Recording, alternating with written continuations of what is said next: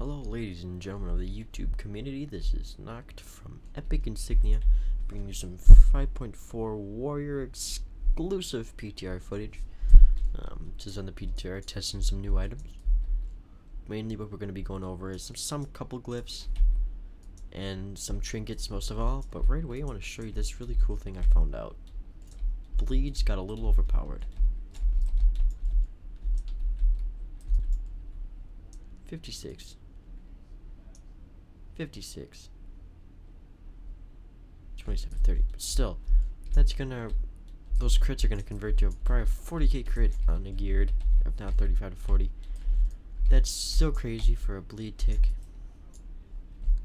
So start calling us feral kitties. But right, moving on to a couple cool trinkets I found. They're all PvE trinkets, so keep that in mind. And also, the first one I'm gonna be showing you, called Juggernaut's Focusing Crystal, is a tank weapon. It's plus 2000 dodge, but the equip bonus is where it gets pretty cool. Converts 2.65% of all damage you deal into a healing on yourself. So it's basically kind of like 3/4 of a second wind on any percentage of your health, but of course that also counts on how much damage you're doing. So let's pretty much see this. I'm going to be falling, hopefully not to my death. So at about 40% health, and let's do some damage. Oh, not defensive stance. Alright, there we go. So we're getting some 5k heals. Back. Battle stance. I'm not even buffed with anything, and I'm probably doing bad damage because some of my keybinds are off.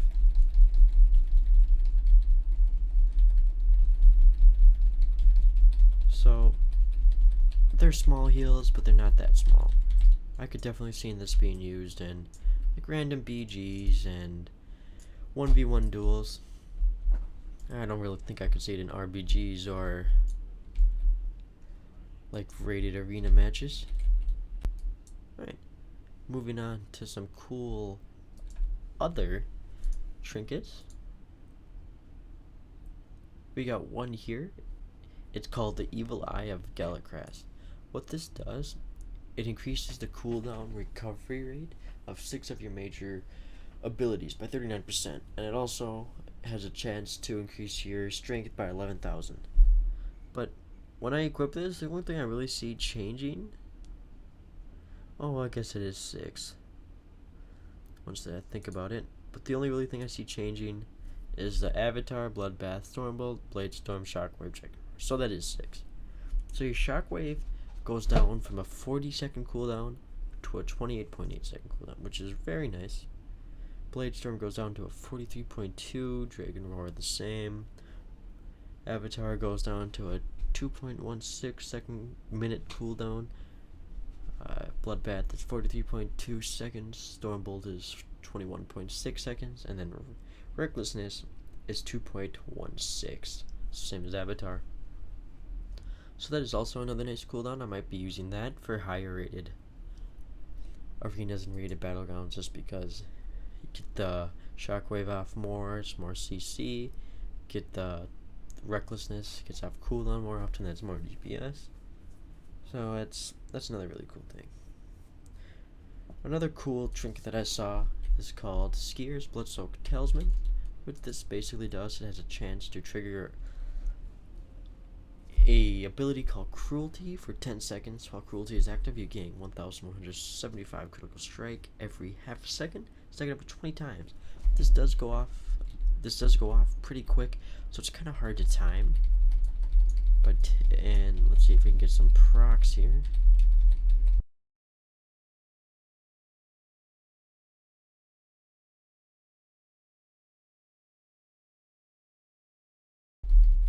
Here we go. 47,000, 5,000, 7,000, 10,000, 11,000, 12,000, 14, 16, 17, 18, 19, 20. So for that time, you'll get to about 20,000 critical strike, or in the time period that you have, you'll end up to about 20,000 critical strike radiant for about 10 seconds. So yeah, 10 seconds. So that's also pretty nice. Alright, moving on to another new not ability, some new glyphs we have. One of them is called Glyph of Raging Whirlwind. This is pretty cool, but I don't know if I'll go. Maybe try it for fun, but I don't think I'll go steady with this. So what it does is that when you cast Whirlwind, you'll generate 15 rage over 6 seconds. But none of your abilities that generate rage will generate rage in that time period. So I'm not gonna go down on the math right now and see which one will actually generate more rage, excuse me. So it's probably gonna come hand in hand, end up pretty close together. But another another glyph that we have is called Glyph of Impaling Throws. I don't have this one with me right now, but I know what it does. Basically, cast your heroic throw, go back in 5 yards of the target, and then it finishes the cooldown of your heroic throw. You can only do this one, so you can't really like spam it during the duration of heroic throws up. So once it comes up again, then you can do it again. Another cool glyph we got too is Total Defender. It removes the threat generation bonus from defensive stance.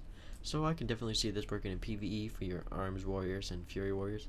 But I see we could have used this a lot more in the last patch, since now you don't need Shield Wall and Spell Reflection to have a shield. Because I would always go in defensive stance, pop Shield Wall, pop my cooldowns to stay alive. Like fighting a boss, but when I hit defensive stance, I'd hit with the boss.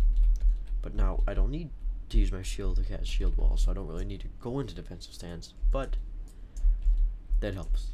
All helps. I think that's all. We also got another glyph called the Glyph of Executor. Killing an enemy with Execute grants you 30 rage. So I could also see that being really helpful. Say if you're in like a random BG, you have 4 people on you, kill one with Execute, you have your Victory Rush, forgot what it was called, then you have an extra 30 rage.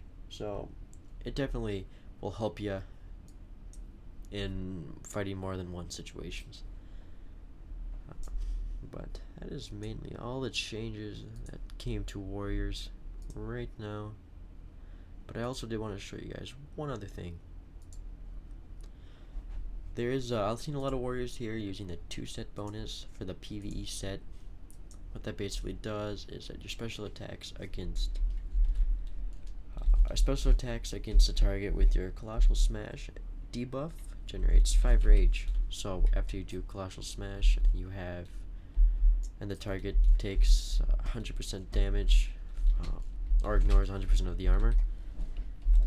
So every time like a special attack as in Overpower, that generates the more rage.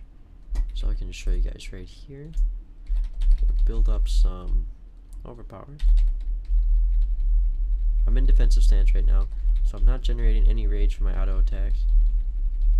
So as you can see, I am going up, so that is pretty nice, but I think I'm going to be sticking with my PvP set. Hey guys, I'm going to be doing some gameplay following this part, so don't forget to like and subscribe. More videos coming on its way. Going to be doing some StarCraft 2 replays and some Diablo 3 gameplay to prepare for the new expansion coming up for that. Alright guys, peace.